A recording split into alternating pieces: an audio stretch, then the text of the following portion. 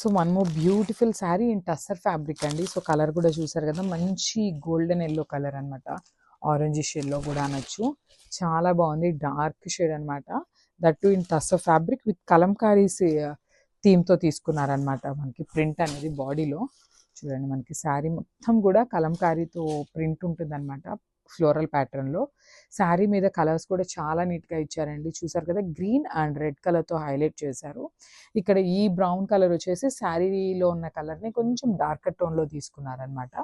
And coming to the borders, so this beautiful thread work border అండి. చూసారు కదా ఎంత నీట్గా ఉందో, followed by the scallop work అనమాట.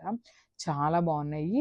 సో మనకి ఇదంతా కూడా పళ్ళు పాట వస్తుంది. సో పళ్ళుకి వచ్చేసి మనకి ఇట్లా హెవీగా ఇచ్చేసారనమాట.